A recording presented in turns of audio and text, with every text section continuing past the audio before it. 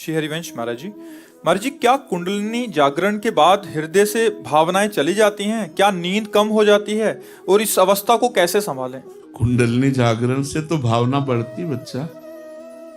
भागवतिक शक्ति, कुंडलिनी क्या है? एक भागवतिक शक्ति है।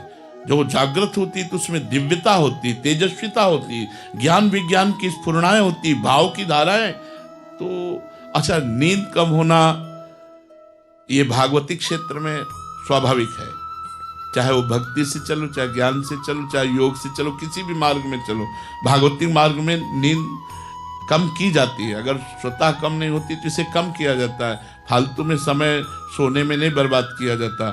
4 घंटे बहुत से बहुत, 5 घंटे, 3 घंटे, जितना संभाल पाओ।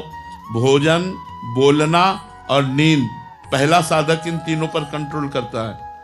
रसेंद्री कंट्रोल में हुई तो जनेंद्री कंट्रोल में हो जाए। तो भोजन तो जनेंद्री भी कंट्रोल में हो गई। वाकेंद्री, बोलना, इससे भारी अपराध बनते हैं, वाणी से हम ज्यादा अपराध बनते हैं। सुनना, बहुत प्रपंच नहीं सुनना चाहिए। तो इसमें नींद पर काबू करना तो हर साधक का कार्य है। और जब आगे चलकर स्वतः नींद खत्म हो जाती है, धीरे धीरे वो सत्वगुण बना रहता है, तो निद्रा, आलस्य, प्रमाद की कोई गुंजाइश नहीं रहती, जो भगवत चिंतन परायण रहता है। लेकिन ये बात कि कुंडलिनी जागरण होने पर भाव खत्म होने लगते हैं, ऐसा तो मुझे नहीं लगता।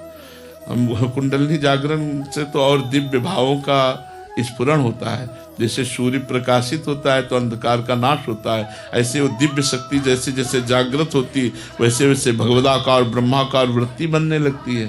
तो आप जागरण कर रहे हैं क्या कुंडलिनी?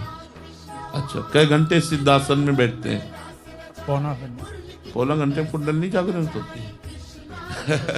अरे भाई, 3 घंटे बिना हिले डुले जब तक पद्मासन और सिंहासन में, सिद्धासन में नहीं बैठोगे तब तक उसमें धक्का ही नहीं लगेगा। और प्राणायाम कितना करते हैं? प्राणायाम आधा घंटा। कैसा? रेचक, कुंभक, पूरक? नहीं। फिर नहीं महाराज जी, आपने लिखा है कि कुंडलिनी की बात की अवस्था को अभी कैसे संभाल। तो मजा, अभी कुंडलिनी जागरण की तुम बात कर रहे हो, अभी उसमें धक्का नहीं लगा यार। एक बार जो उसमें धक्का लगा ना तो महाराज जी, आपने एक बार बताया था कि पूरा उछल उछल के। अरे भैया, 6 घंटा एक आसन पर, 6 घंटे एक आसन पर, हिलना नहीं, डुलना नहीं।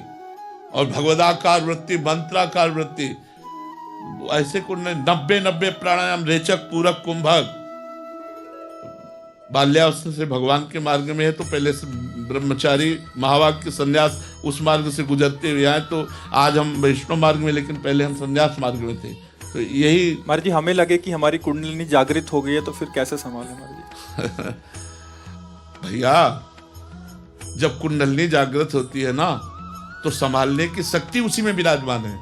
आप क्या समझते हो? कुंडलिनी जागरण के लिए 2-4 लोगों को चाहिए क्या संभालने के लिए? उसी में पावर विराजमान होता है। वो भले उठा के कितना भी पटक दे, चाहे जितना, उसमें पूरी सामर्थ्य रहती। कोई ऐसा तो नहीं कुंडलिनी जागरण वाला पागल हो गया, खोपड़ी खराब हो गई, ऐसा। हाँ, प्रारंभिक कुंडलिनी जागरण में यदि कहीं गलती हो गई तो व्यभिचारी बन जाएगा वो। कुंडलिनी जागरण करने के अभ्यास वाला अगर किसी भी तरह वीरपात करता है तो नष्ट हो जाएगा, वो पतित हो जाएगा। ये बहुत सावधानी की जरूरत है। हम कहते हैं राधा राधा रटो, सब जागरण हो जाएगी, तुम्हें पता भी नहीं चलेगा। तुम्हें पता भी नहीं चलेगा कब कुंडलिनी जागृत हो गई। जो कुछ प्राप्त होना सब प्राप्त हो जाएगा।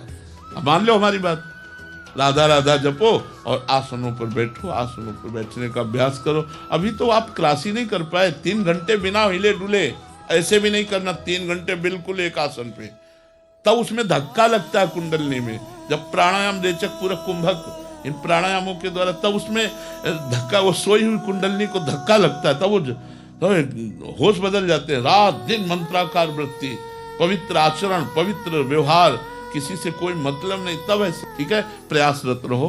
आप कुंडलिनी पर दृष्टि मत रखो, भजन पर दृष्टि रखो कि नाम न छूटे। अपने आप वो जागृत हो जाएगी, आपको पता भी नहीं चलेगा।